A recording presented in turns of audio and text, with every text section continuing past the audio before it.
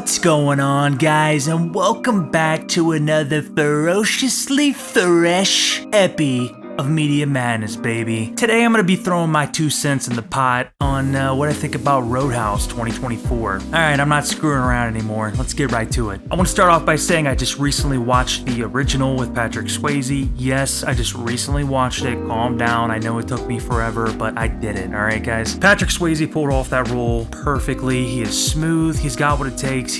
You believe that he could be this bouncer who has this past and is this guy who has this legend. In addition to that, you have Sam Elliott, man. Sam Elliott in the prime and the Stallion days, man. Come on now. Flash forward to 2024, and we have Jake Gyllenhaal starring as Dalton, and it's essentially the same setup on why he needs to go down and bounce at this bar and whoop it back into shape and, clean it up, as they put it in the film. This film starts off very differently. Rather than Dalton working and already bouncing in bars and whatnot, there's an underground fight club going on. We have an awkward cameo with Malone in that entrance. This cameo felt very forced, very odd, very out of place. I felt like it was only there to attract Malone fans to the film to get more exposure of this film. In that fight sequence, before Dalton arrives, Malone's character is hitting people, but while he is hitting people, there's a weird amount of visual effects added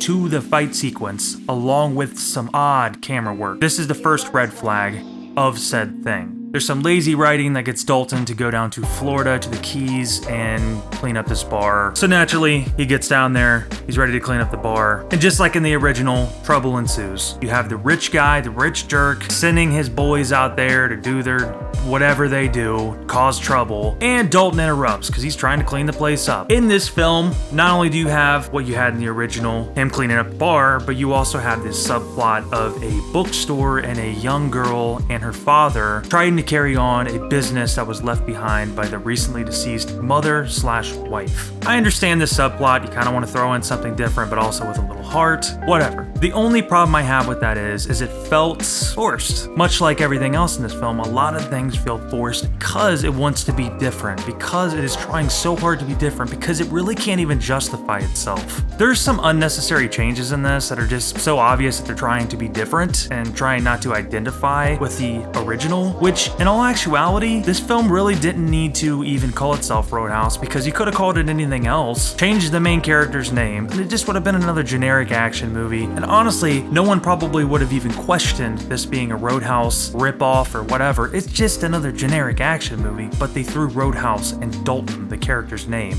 on it. And really, honestly, the only difference in this film is that Dalton is a UFC fighter who killed his friend in the ring, and he has that dark past. It's a really weird subplot. Now, going back on what I said earlier about trying to force things into this film to attract fans, this is yet another thing. I feel like this film only did the UFC past so Jake Gyllenhaal in real life could show up to that UFC event when they filmed it to create more buzz and questions about this film, making people interested to check it out. Speaking on said subject, UFC, we have Conor McGregor roll into this thing, basically playing himself. He's a complete nutbag. He's really the best part of this film. He's an absolute blast to watch. Is his acting great? Not really, but he is just absolutely absurd. He drops 80s one-liners, and honestly, you can't help but laugh and have fun. I don't really feel like I need to explain any more on this film. You kind of get the idea that this thing is what it is. The film struggles so hard at trying to be different from the original and prove its existence is worth it and justify that it actually forgets on what it's trying to do and be an entertaining and decent movie, and it really just isn't. And the worst part about it is a film like this shouldn't really have as much visual effects as it does. This film has an absurd amount of visual effects, and it just has that rubbery, weird camera work where really you were just taken out of the experience. The third act is a lot of fun. You see Jake Gyllenhaal, you see Conor McGregor go toe-to-toe, and you see him square up and throw each other around shirtless and